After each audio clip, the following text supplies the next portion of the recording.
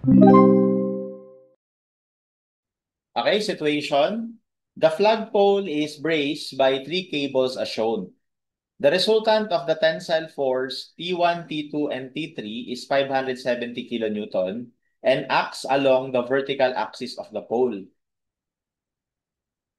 For number 1, calculate the tensile force T1, number 2, tensile force T2, and number 3, tensile force T3. So, basically, hinahanap lang natin yung tatlong tension dun sa cable para ang resultant daw nila is ang magnitude 570 and then this would act no, along the vertical axis of the pole. So, bali parang ganito yan. So, dito yung resultant natin equal sa 570.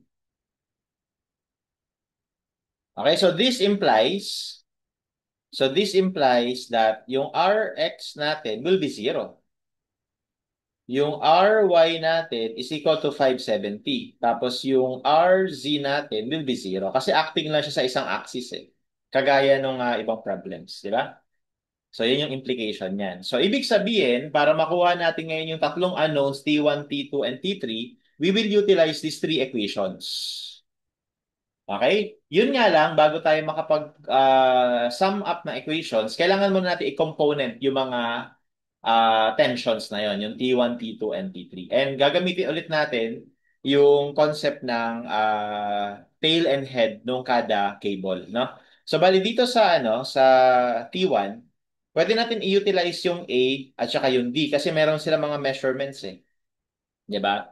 So, mamili lang tayo. Kumbaga, syempre kapag ka mamimili ka ng tail and head ng force, maganda, piliin mo yung point na dadaanan ng force tapos merong known coordinates or known na measurements. Kagaya nitong A tsaka nitong D. No? So, dito, yung A, yung gagamitin natin na head, yung D, gagamitin natin na tail. So for T1, okay, so yung LX niya, LY niya, tsaka LZ. Pakita ko lang sa figure, ah. Bali, yung distance lang nitong D tsaka sa A along the x-axis. Yung distance ni D tsaka ni A along the y-axis, yun yung LY. Tapos yung distance ni D at ni A along the z-axis. Yun naman yung LZ. And I think it's obvious na sa x, ang LX natin, ito, D papuntang A. Ito yung distance na yun. So, 2. Tapos yung LY naman natin from D to A along the Y is 6, di ba? Tapos yung LZ, 3 meters. Ito. Ito yun. Okay? So therefore, makakompute natin yung length ng cable 1. L1 na lang.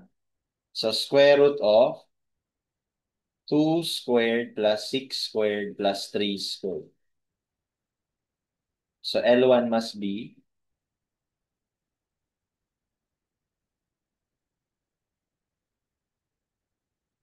7. So 7 meters. Okay, so makakomponent na natin si T1, di ba? So next, bago tayo mag-component, gawin din natin yon for T2. For T2 naman, yung mga measurements niya, LX, LY, LZ. Again, yung mga head-to-tail measurement. So, for X, ang head-to-tail, so ito yung head, ito yung tail. Kasi papunta doon yung tension eh. So, yung distance ni D tsaka ni C along X ay ito, 3 meters. Okay? Yung distance naman ni D tsaka ni C along the Y is ito mismo, yung 6. And para sa Z, ang distance ni D tsaka ni C along the Z ay wala. No? Kasi pantay lang sila eh. Nandito lang sila sa plane na to.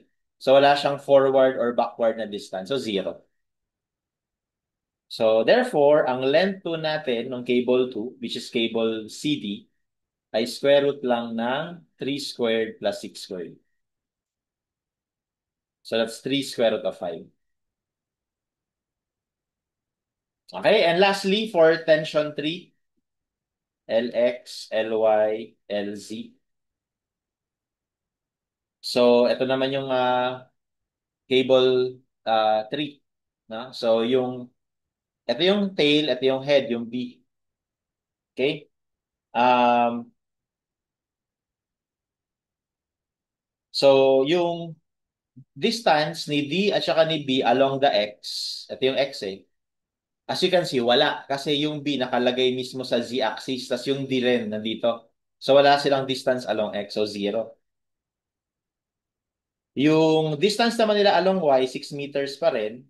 Tapos yung distance nila along Z ay 2 meters. Ito yun. Ito yung D, ito yung B. Yung distance nila along Y, ito, 6. Tapos yung distance naman nila along Z, ito naman yun, yung 2 meters. So therefore, we can define yung length 3.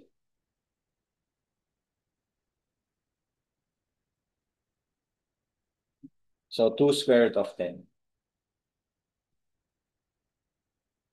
Okay, so with that, we are now ready to find the components. Okay, so we have, so again, lagay ko lang dito sa baba, no? Note, yung components natin, yung fx ay f lx over L, yung fy ay f ly over L, and yung fz ay f times lz over L. Okay, so let's take summation of forces x is equal to, or rather, let's take Rx to be equal to summation of forces x. Assuming sa positive x yung positive.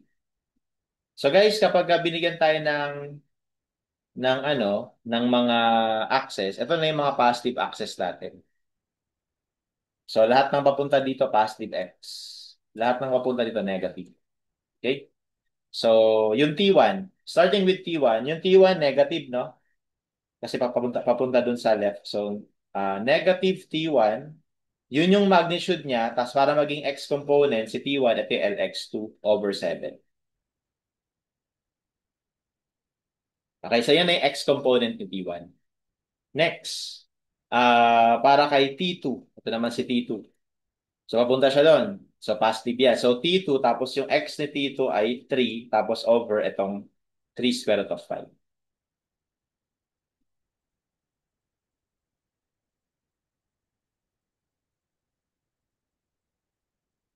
Okay?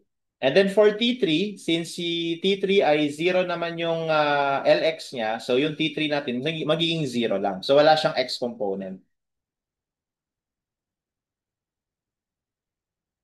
All equal to 0 kasi yung Rx nga natin ay 0. Okay? And this will serve as equation number 1.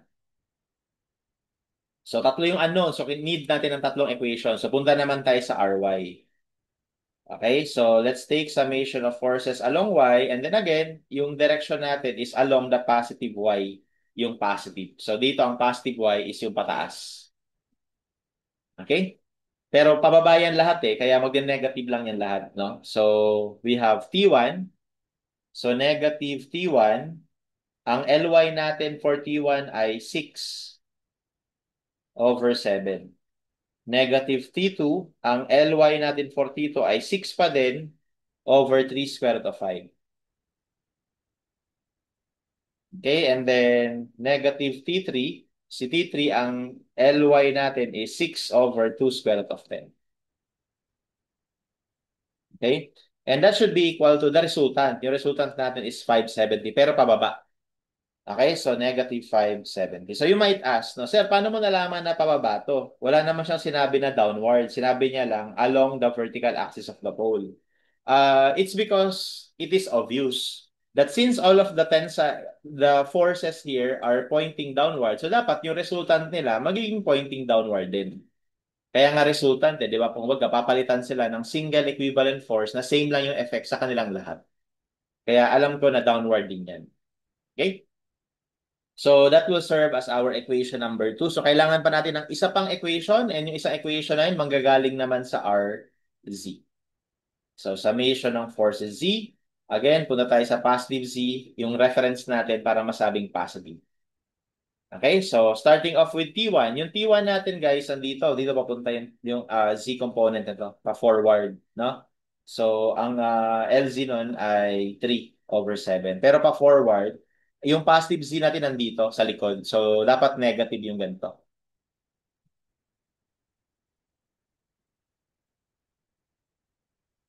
Okay? Next, T2. So for T2, unfortunately, wala siyang Z component. Bakit? Ayan, no? Tsaka tingnan mo sa figure, wala siyang projection dun sa Z-axis. Okay? And then for T3, ito naman yung kay T3. So meron siyang projection. So 2 meters, no? So positive T3, 2 over 2 square root of 10. And that is all equal to 0. And this will serve as my equation number 3. And now that we have these three equations with three unknowns. Okay, so three equations with three unknowns. Tapos linear lang ito, no? So we can utilize our calculator here. So actually, we are setting this up to use our calculator. So you can go to mode equation, tapos yung three equations with three unknowns. Ayan, and then plug in the values. So negative 2 over 7, 3 over 3 square root of 5. Ang ginagawa ko dito para mas mabilis ako mag-type, yung mga length, i-store na natin. Yung 7, store na natin sa A. Tapos yung square root of 3 squared plus 6 squared. Double check ko lang 3 square root of 5, lagay ko na sa B. Tapos square root of 6 squared plus 2 squared. 2 square root of 10, lagay ko na sa C. So para lang mas mabilis. So mode equation, three equations with three unknowns. So dito we have negative 2 over A. Dito we have 3 over B, positive. Dito 0. Tapos 0 din. 0 rin kasi to. No? And then for second equation, negative 6 over 7. Tapos negative 6 over 3 square root of 5. Tapos negative 6 over 2 square root of 10. And then negative 570, no?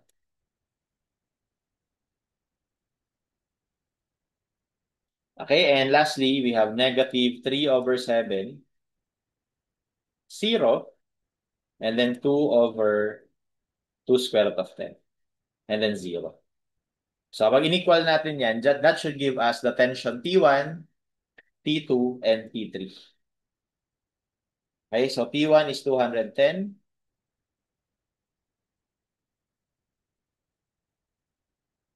T2 is equal to 134.16. And T3 is equal to 284.6. Okay, so actually, ito na yung tatlo nating sagot sa tatlong tanong.